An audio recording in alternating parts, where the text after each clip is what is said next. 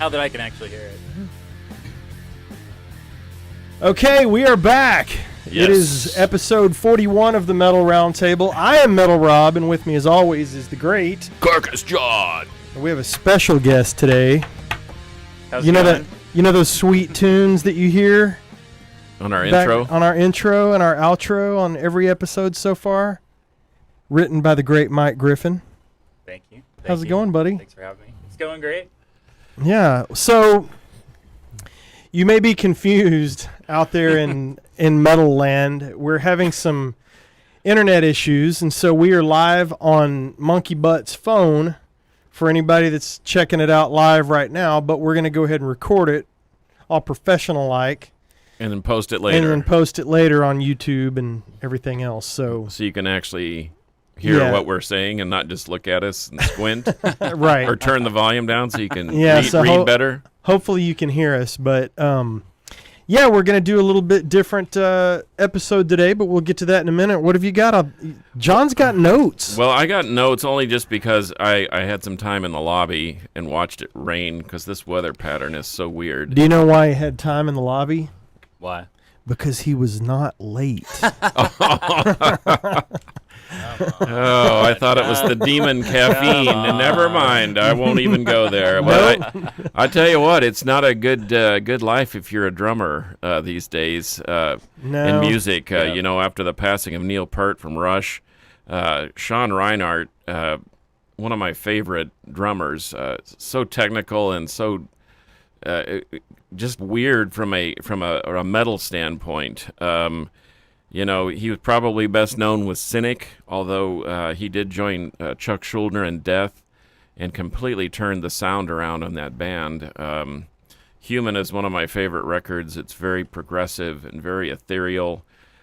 He went on to do some crazy things, one called Gordian Knot. It's almost like a heavy metal version of jazz fusion. Really cool stuff. And then we get the word this morning that Reed Mullen from Corrosion of Conformity just passed. I didn't hear that. Yeah. Yep. That's terrible. Terrible news. Yeah. Yep. Great, solid drummer. Had some health issues, some of which obviously were self-inflicted. It was not... 53. Yeah, and it wasn't any secret that those guys ran the volume Way up. way up all the time.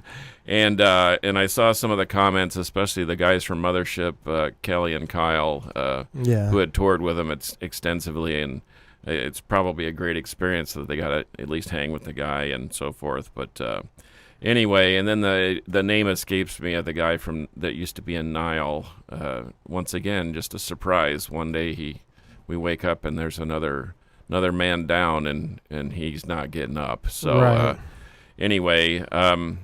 But our hearts and go out to the families and friends of those folks. I mean, it's never easy to. Mm-mm. I mean, these people affect us, and we feel like we know them personally because we interact with their music, and music sort of connects us all. In fact, as we talk to Mike here, we're making this worldwide connection. The world starts to shrink. Yep. In fact, we have common ground and some friends and and some other bands that he's familiar with and has actually been offered to play in. So, but we'll get into that. But not to bring down the room, but these are very relevant events. And Yeah, absolutely. And as my dad would say, if you live long enough, you get real lonely because people don't last forever. And so, Right. I guess we haven't even mentioned Kobe Bryant, Yeah. superstar that probably transcended sports. Whether you liked him or not, you can't overlook his greatness. Right. And so, 2020 has started off very dark, man. Yeah, very, very, very dark. Very and so dark. I guess the lesson here, or the mantra we should be chanting is enjoy it while you can. Yeah. And especially your friends and family. So Yeah, agreed. anyway, but what are we going to do today? We actually had something else planned, which we won't. We sure did. We won't review. Maybe next time this particular group comes through town. Maybe so. But anyway, we'll try. On a completely unrelated note, go see the Three Tremors tonight at Oh, Trees in Deep Ellum. yeah, please do that. Yeah, we thought maybe that was going to work out, but it did not work out. Did not work out in spades. So we were going to try to have those guys up, and maybe next time. So anyway, it's a bummer. it is kind of a bummer. But that. you know what? Ripper Owens or Mike Griffin? I mean, what do we? That looks like a good counterbalance to me. So we'll just keep it right here. Judas Priest movie based on me. So, Right. same thing, yeah. Well, Right. Tsunami Bomb. I mean, we can, Yeah. we can gesticulate that any way Right. we want, and Yeah. so. Now, did you use that correctly this time? I Because did. in the ACDC episode, you swapped gesticulate for matriculate or vice versa. No, yes, you did. I never have used matriculate in a sentence. Right, that's what you ever. should have used, which is my point. Okay, well, I'm just gonna pass on that because If he fights me, are you going to help me? I mean, I don't know. you have to have permission for your right to party, That's right. Yeah, That's right. and Yeah, we're that's never right. gonna let that one go. I honestly have a We feeling. get the right to party. You never did answer my question. Who played the song? Oh yeah, you did. Never mind. Oh, okay. Well, let's get into BOC for a minute. We're going to have a split episode today. Try we're gonna- something new. We're going to try something new. We're going to get into something with Mike here in a few minutes, and obviously feel free to chime in on whatever we're talking about. But Do you even know who Blue Oyster Cult is? You know what? I know little to nothing about BOC. really, And that's the honest truth. My brother loved Blue Oyster Cult, but he also loved like a lot of other things that I liked way more. right. So I just never got into them. I mean, obviously, except for the hits. Well, my part of this is going to be very brief. You're gonna carry the load on this thing for sure. But my earliest memories of BOC was kind of being freaked out by the album covers and thinking, oh man, this is kind of magic and scary and occult and all this kind of stuff. And then the first song that I remember liking by them was way into their career was off of The Revolution by Night when I heard Take Me Away, which was, I think, written or produced by Aldo Nova. Mm-hmm. And once you know that, you can't unhear it. But I liked a couple of songs off of that album. That is definitely a greatest hits band for me.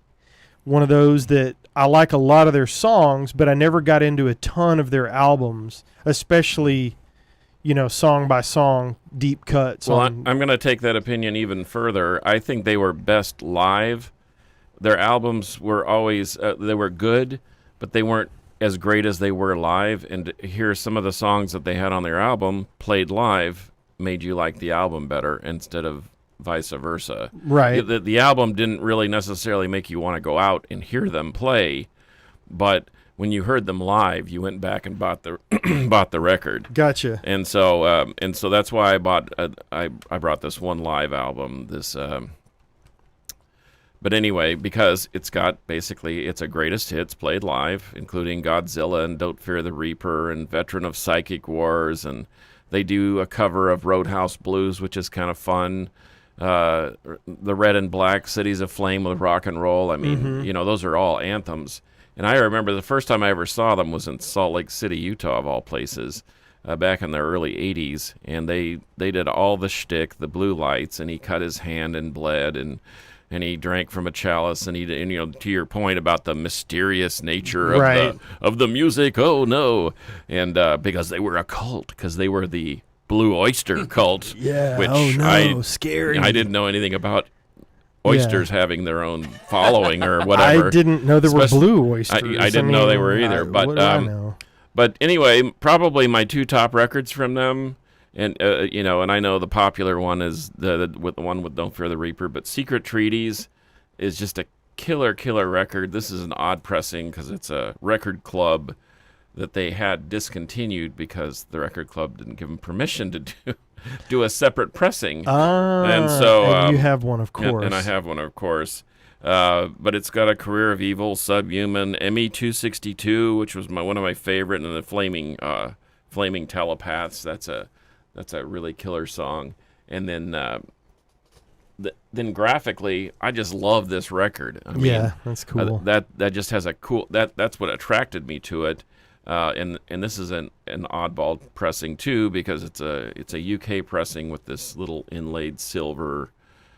Whatever, but Naturally, he's got the UK pressing with the inlaid silver. yeah, but Hot Rails to Hell and the Seven Screaming Dizbusters. I mean, these are just wacky songs. These guys were kind of it's almost like we're so good, we're just gonna throw this out there with some wacky name and see what happens. Mistress of the Salmon Salt Quicklime Girl. I mean, what is that? I would almost like associate that with like Clutch.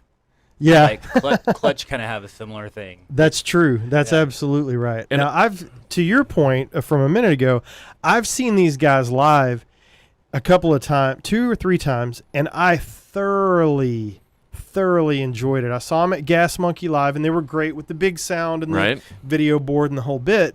But the first time I saw Blue Oyster Cult was on a gazebo stage in Sherman where you played once, didn't you? Yes, correct. Yes. And I don't know what the city of Sherman paid those guys to show up and play on a gazebo stage, but it had to be a bunch because and they killed it. They killed it, man. And 30 people or 3,000. They were. Oh no, there were hundreds. Yeah. It was a really good crowd, but right there on the lawn on the south side of the municipal building in Sherman, Texas, Blue Oyster Cult played. No opener, just they did about an hour and 15 minutes and crushed it. I've got amazing pictures because I could walk right up to the front. Right. Well, You know, it was just- several years ago at Psycho Vegas, the first time that it was at the Hard Rock, they were one of the headliners for one of the nights, and Okay. and there were a lot of young people there that they didn't know Blue Oyster Cult from the Man in the Moon. In fact, Alice Cooper was the headliner the next night, right. and people barely knew who Alice Cooper was. They knew who Nina Strauss was. Gee, I wonder why. Right. But they didn't know Alice, and Blue Oyster Cult was sort of an enigma to them. And I said, you just wait. You just show up at the big ballroom there at the end of the night to watch them. I guarantee you'll walk away scratching your head going, wow, how come I didn't? Right. And I actually had somebody say, because this comparison's been made, wow, they sound just like Ghost. Ha! And I of- was gonna. Okay. and of course- you Yeah. brought it And up. of course, I flipped my lid because, of course, these guys have been around since the early 70s, Right. maybe even in the late 60s. In fact, this comp that I have has a bunch of 7-inch stuff, and it goes all the way back to 71. Well, you talking about them being compared to Ghost. When I would go, well, first of all, I remember flipping through the record bins as a kid at Sheridan Mall Yep. at Musicland, and I always looked at their covers because they were so great. But I never, at that point, when you had $8 to spend, I spent it on something that I knew, and so I never introduced myself to them. And they had some radio play, which I always knew those songs. I've always loved those songs since me being a fan of their greatest hits. But when I got into them and I didn't connect as well as I wanted to, I really wanted to connect. When Ghost came out and I started seeing kind of the mystique and the mystery and the weirdness going on and the occultic, satanic, scary, to me, I was getting from Ghost what I wanted Blue Oyster Cult. I wanted more. I'm You not wanted to be saying scared. I'm not saying what I wanted Blue Oyster Cult to be. I don't mean it like that, but what the good stuff that you drew out of Blue Oyster Cult, I felt like Ghost had really captured that and had bigger, a little bit heavier, catchy song. And I dig Ghost. Now, once again, I'm pretty much a greatest hits guy, but I think Ghost have got something. Well, I want to know what you think. yeah, about what do you Ghost. think about that? When I first heard Ghost, I think I was living in Los Angeles at the time, and I was really into the shtick. Yeah. The makeup and the dressing up. Also, I had heard that Dave Grohl was playing drums. So I heard that too. Immediately I was interested in it. But as soon as I heard it, maybe I was at a different music point in my life. Like I was too concerned about what new Converge record was coming out at the time or something. Right. And so listening to something like Ghost, I was like, oh, I can't do it right now, you know. Right. And I really haven't. I've listened to like I go through so many phases so quickly that I haven't had a chance really to go back and just say, hey, I'm going to dedicate an hour to listen to a Ghost record or something. They've got some of the best and biggest hard rock bridging over to heavy metal songs. Catchy, some of the best I've heard in the last decade. Now, are the albums just like mind blowers? No, I mean, they're good and maybe they're great, and I still need to spend some time with those records too. And we're getting off the Blue Oyster Cult topic, but there have been so many comparisons, like you said. But if I made a compilation right now, a full CD compilation of Ghost, it would be one of my favorite compilations right now because I think they've got so many great songs. Well, and the thing is they must have something, right? Because they got a massive record deal. Yep. And speaking of which, these guys are still putting out records. They've got another one coming out this year. A new one. And you know what? Which stands to reason. Yeah.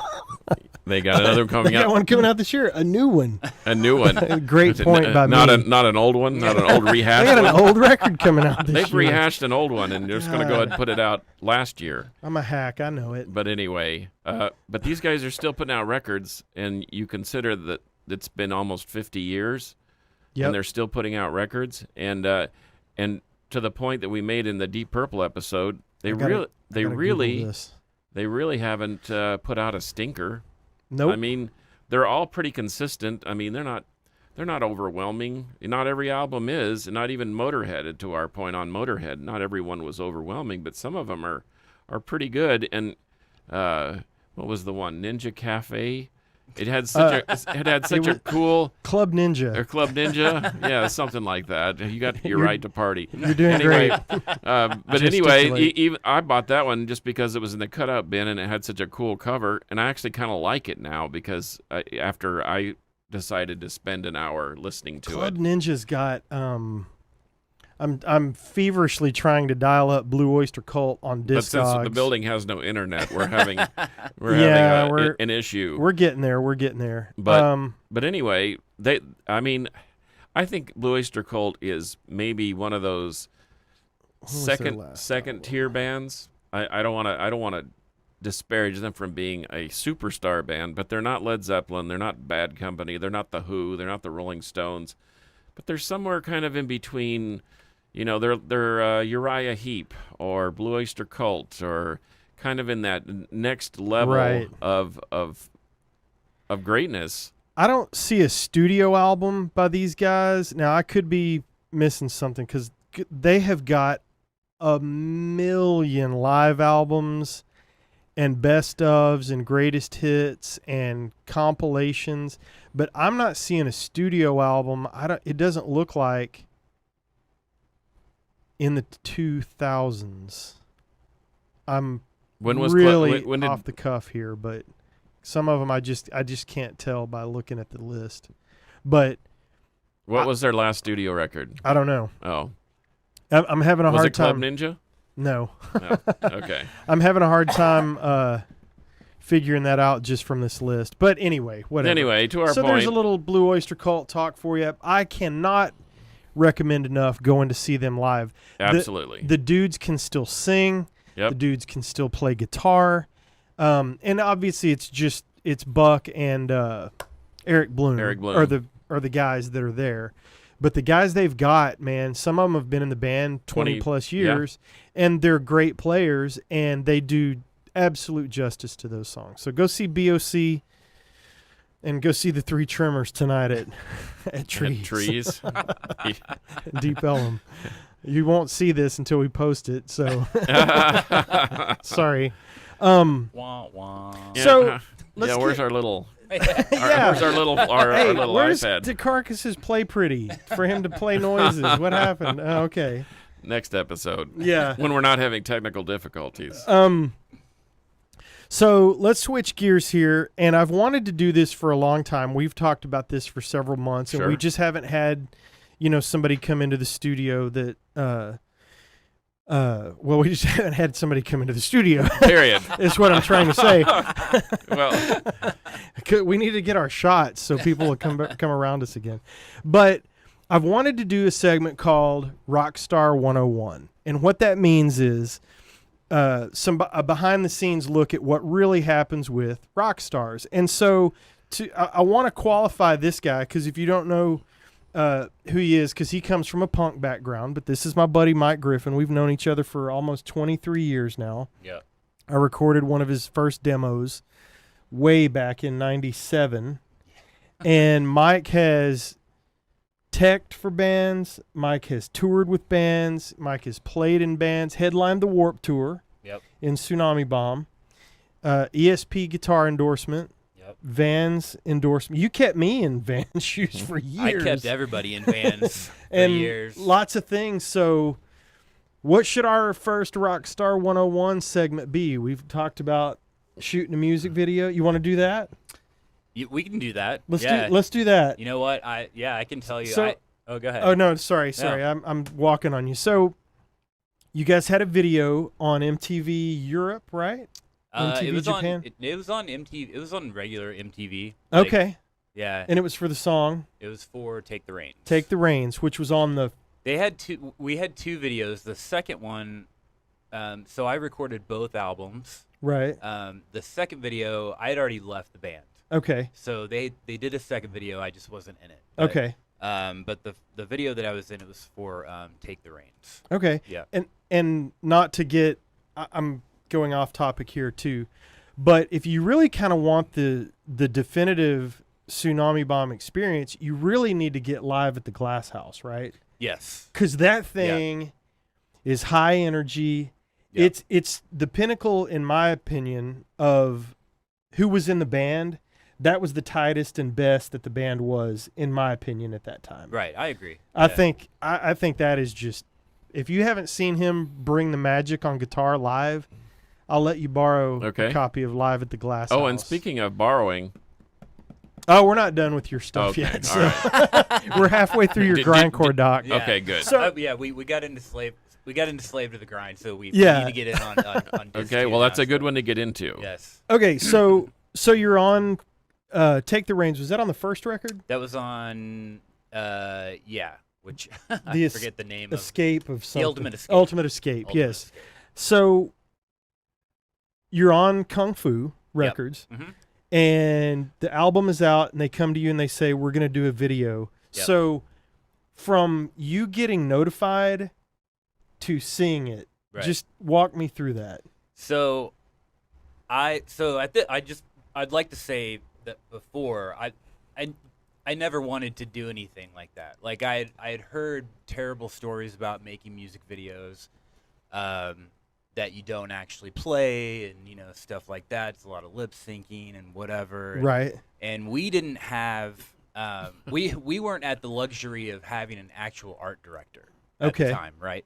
So our music video concept was basically just came from the guy that owned our label, from Joe and his management team and the people at Kung Fu or whatever. And so they kind of sketch us out like what we're doing, and so we drive down to LA. We were from Petaluma, California, which is up north of San Francisco. Mm-hmm. And we just did some goofy shots. It was stuff that made no sense, really, and looking back on it, I mean, it's terrible, but with some goofy shots of us at a tattoo shop. I didn't look like this back then. Like I had maybe 5 tattoos or something, but we were all at a tattoo shop looking tough, and then it got to the part where we actually had to like semi-perform. Right. And that was the weirdest part for me, because it wasn't the having to put on makeup and stuff like that, which we had to do, mascara, the whole 9 yards, whatever. But we weren't performing. I mean, we were performing, but we were playing like rock band. Like nobody was plugged in. We were just kind of moving around and stuff, and then they would speed. It was a really awkward time. It was a lot of things happened in the span of me being in that band, and that was one of the most uncomfortable ones. And then then it came out, and people, like, the kids loved it. Right. And I'd walk into like a Journeys shoe store or something, and it'd be on Journeys or Hot Topic TV or whatever, and I just kind of cringed a little bit, you know, and not saying anything. I mean, I like the record, Yeah. but just yeah. the video part is, and I can only imagine what it's like for bands on a bigger scale, you know, that have like a huge budget and an art director, and they have to go through all this stuff, and they make like a mini movie, and it's a lot of work, and then also at a time when who's playing music videos but YouTube, you know? Right. I think really they were just trying to get that stuff out there for promotional material, or to give to places like Hot Topic and YouTube, Right. you know, and have them play it in the stores. But as Right. awkward and as quirky as it may have been, it seemed to work, right? It worked. It totally worked. Yeah, it was Right. totally. You know, we did a lot of promotional material type stuff that, you know, it just maybe because of my punk rock ethics or whatever, you know, growing up, I didn't necessarily agree with, but it worked. You know, it got people into shows and stuff like that, and got kids into the music and stuff. But there was a lot of weird stuff like that. Yeah, speaking of the punk ethic, I can only imagine someone asking like the Sex Pistols to do a video. Can you only imagine the vile spew that Johnny Rotten would have had at that moment? And so, and I know that sentiment is very real. Yeah. And maybe that's why it just sort of exploded and then just sort of imploded all at the same time. Yeah. So how long did it take to complete the video? So you show up at, like, I remember you guys, was the pool table in the tattoo place? Yeah. Okay, because I remember the two things I remember about the video. I haven't seen it in a while. I remember Emily shooting pool. Yeah. With Gabe, maybe Somebody. Yeah. and I remember you playing. So they had something. So they had this little at Kung Fu headquarters. They had this little Casio electric guitar it was like polygon shaped or whatever, and I loved it. And so as a joke, I was like, "Oh, I want to play the opening because it's got that opening riff." Right. I was like, "Oh, I want to play the opening riff on the Casio," and they were like, "Okay." Like they just let me do that. So I was like, "All right." So, but nothing could have been more hodgepodge. I'd never seen Emily shoot pool before ever. I'm playing this guitar, but the whole process took. We were done in a day. Oh, okay. Like that was it. It was. Are you talking like 8 hours or 15 hours? It was probably 12 hours. Okay. Yeah, because I remember we had we booked a show around it, so we had a show the next night down there. So okay. Yeah. Interesting. Yeah. Interesting. So let's go ahead and cover another topic. So you're in a band. You've grown up. It was weird for me. We're walking through that one of the malls up in Sherman when he's at home from tour. And we go into some store, and there's his picture on an Atticus Clothing poster. Oh. Remember that? And you're just Yeah. like, what? What does that do? Anyway, Yeah. but let's cover another topic that I can't think of what I was going to. Oh. So you're in a band, you're touring, you're playing. The next thing you know, you're in the ESP, on the ESP website. How does that happen? How do you get a guitar endorsement? So I think it's everybody. It's every young musician's dream to get free guitars or to be in guitar magazines or something. Really, Sure. just free guitars. Right. I grew up poor. I had the same guitar for 15 years The until beast. until it got stolen. And so for the first few months of me being in that band, I was playing borrowed guitars because I couldn't afford a guitar, and so luckily we right off the bat we had management that they lived in Southern California.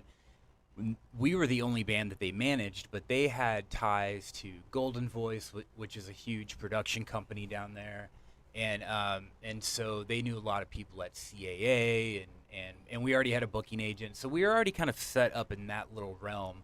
And then I had to get a guitar. That was just all it was, and so we had actually been sending out our own press packets. Okay. Before management was doing any of that Oh, stuff. so you're doing this DIY. We were doing, Emily and I were doing that in the living room of our apartment. We had got our promotional pictures from the record label. We had like a little CD sampler. We had a couple stickers, and I would sit down and I would say like, okay, we need clothes, we need, instruments, we need this, we need that. And we would just sit there and lick envelopes and go to the mailbox and mail all that stuff off. And I first got in touch with Epiphone. Okay. And the A&R rep I talked to there, she was really nice. And I put in an order. They were gonna cut me a deal at like what quarter of like MSRP would have been or whatever. And they just took so long to get. I finally got one. It didn't turn out to be the best of guitars or whatever, but I put those things through like a lot of hell on tour. Right. And so then I got to talking to our manager Paul, and he put me in touch with the A&R guy at ESP, and his name was Gooch. I don't know if he had a first name or a last name, or if that's just what his name was, Gooch. Gooch. I like it. I never met the guy in person, but I talked to him on the phone, and I said, listen, man, I'm not asking for anything extravagant. Whatever kind of artist deal you can cut me would be greatly appreciated. I just need a main guitar and a backup guitar, And he was like, don't worry about it. Like, I know Paul. I'll get them sent out to you. So he sends me out these guitars, and they're stock. I didn't ask for anything special, and they were great. And they weren't ESPs; they were LTDs. Okay. But they were great guitars, Mhm. And Those were the Vipers, right? Those were the Vipers. Okay. Yeah. Yep. And then we, around that time, we were really starting to tour a lot and stuff like that. And then we were having pictures taken, and I had the guitars with me and stuff. And then that's when they wanted a picture of me with that Viper Right. in the catalog. Gotcha. And then after that, it just became this relationship of where I called him and said, hey, we're leaving for Warped Tour this, next month or whatever. Can I get 2 of these? But, can I get it? And then I would start to ask for special stuff or whatever. And he didn't even care, man. He was more than happy. He would send me guitars that he thought I might like, Right. I asked him one time, we had played a show in England with Dillinger Escape Plan, and those guys had ESP endorsements, and I called Gooch and I was like, hey man, I want that guitar that Ben Wyman plays, like with the reverse headstock. And he was like, okay man, I'll send it out to you. And I never played that thing at a show, but I wanted it. I wanted to play metal stuff at home with it, Right. But that was a lot of, we worked for that company, man. Anything that guy asked me to do, any of the booths at Warped Tour or anything like that he ever wanted us to do, we did. I got the guys on that last Warped Tour we did. We shared a bus with Rise Against, and I got those guys hooked up with them. Right. And so that was somebody else big that they could add to the catalog, and then eventually we all got put in Guitar World together. We did like a big Warped Tour issue or whatever. So, but I was forever grateful for him, man. Like, sure. He saved my life with the equipment stuff. And then since we were from Petaluma, and that's where Mesa Boogie is made. That's where the headquarters is. Okay. And so the part-time job that I worked at when I wasn't on tour, I worked with the A&R guy's girlfriend. And so I met him. The guy was super cool. He invited me to come tour the factory with him. I went out to the factory. He walked me around. I sat in his office. He showed me this stack of CDs that he gets like every day. But then he ended up giving us like a really, really good discount on stuff. And it was all just from, like Hometown Connect right. stuff, and that's awesome. Yeah. That's awesome. Yeah, that's just kind of the stuff that I like to cover. Like one of these days we'll get your buddy that blows up shit for Judas Priest, Oh, Mike Spears. And but this is the kind of stuff I appreciate you coming on and talking with us, because that's the kind of stuff that the dork music fan in me wants to know. How in the hell do you get free guitars? How in the hell do you sit through is there catering at the video shoot? I don't know. I mean, I think the misconception that has to be blown away is that once you get on a record label or something like that, that stuff just happens. Right. Which it absolutely doesn't. Right. You know, like just because you get signed to some terrible, you know, record deal or whatever doesn't mean that you're automatically going to get free guitars or whatever, you know. And Right. because you may not be a commodity to the people that would want to give that stuff to you. No, it's a lot of work, and I think that, Yeah. and I have just very little insider stuff between the artwork and maybe driving guys around and just knowing. I mean, you live long enough and you meet a lot of people, and but man, the guys that succeed on any level, even a smaller level, are guys that work and work and work, Right. and put themselves out there and aren't afraid to sleep in the van and save money. I remember the first time I saw Municipal Waste. Those guys were happy to. They had built out their van so they could sleep in the van and save their per diem. Oh, totally. For a hotel, because that was an extra $60, $80, $100 Yeah. a night. Right. And then of course they would try to hook up with somebody to, you know, maybe get fed in the morning or whatever. But it was all necessary. And of course I think that they're big. They're kind of a big time band now. But whatever. But to your point, you know, you work hard just because someone's willing to put your record out doesn't mean everything else is going Right. to just happen automatically. Yeah. So Right. pretty cool that you would do that, and you learn to appreciate Oh, yeah. what's happening. Yeah, definitely. Yeah, that's awesome, man. I remember some of those bands. Yeah, yeah. I do remember. I remember our van. I mean, we had a 16-passenger van that our drummer, him and his dad were woodworkers, and they built us bunks in the back.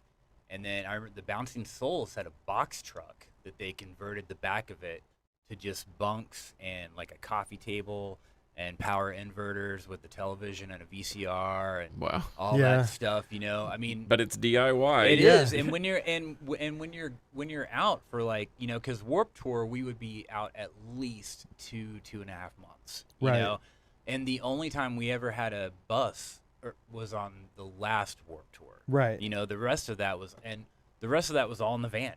You Was know, that so, was that the time I sat on the bus with Rancid and didn't know who they were? Yes. Okay. Yeah. Yeah.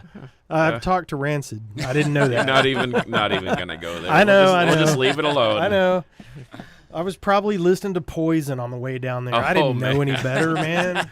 Me and Monkey Butt were Okay, rocking out to Kip Bon Winger, we'll leave Jovi it or alone. whatever. So, yeah, cool, man. Well, yeah, I appreciate that. Thanks for coming on. Oh, thank you. We forgot something at the beginning. You got any shout-outs? I know I'm putting you on the spot here.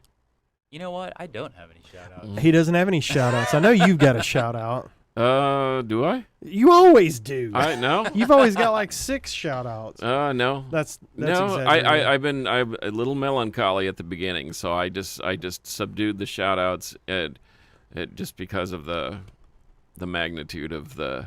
Yeah, it's been a heavy couple of weeks. Yeah, it has been, but you know, I'll ponder that, and I do have a friend that Metalhead Dennis just got out of the hospital, had an emergency, like an appendectomy or something. Oh no. And one night he said, "Man, my stomach doesn't feel right," and something told him to call the hospital.